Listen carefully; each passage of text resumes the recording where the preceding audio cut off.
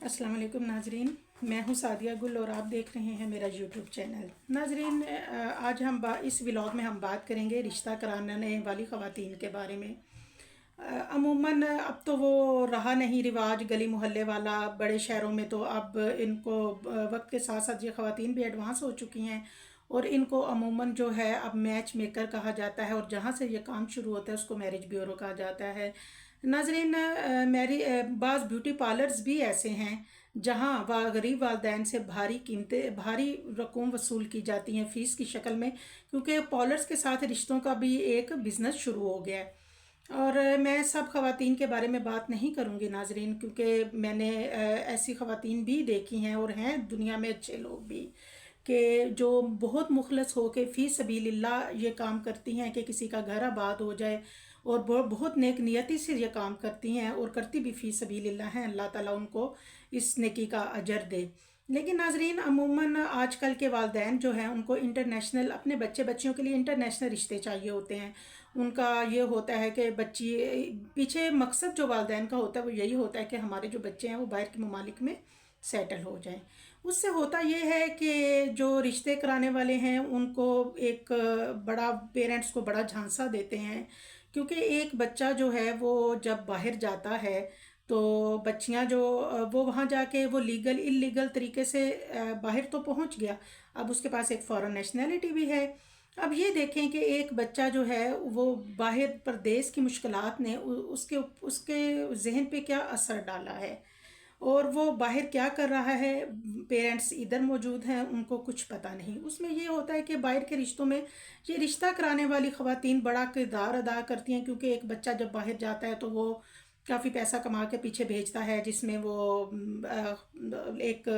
Luxury life style ہوتا ہے اس کے گھر والوں کا، بنگلہ، گھر، گاڑی، اور جو عموماً والدین اپنی بچیوں کے لیے یہی کچھ دیکھتے ہیں کہ جہاں وہ سکھی رہیں۔ اس میں کوئی برائی والی بات نہیں ہے، ہر والدین یہ چاہتا ہے کہ اس کی بچی اپنے گھر میں خوش رہے۔ لیکن یہ جو اس طرح کی چیزیں ہیں، اس میں یہ کہ عموماً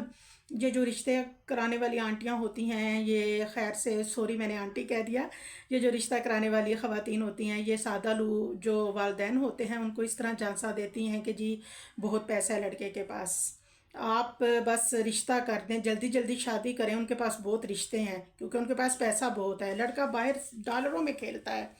اور آپ اس طرح کریں کہ جلدی کر دیں، بس 3 مہینے کے اندر آپ کی بچی کے پیپرز تیار ہو جائیں گے اور وہ باہر کے ملک میں وہ باہر چلی جائے گی۔ اور اسی دوران پھر کیا ہوتا ہے، بڑی جناب دھوم دھڑکے سے بڑی نمود و نمائش ہوتی ہے، خوب پیسہ اڑایا جاتا ہے اور شادی ہو جاتی ہے۔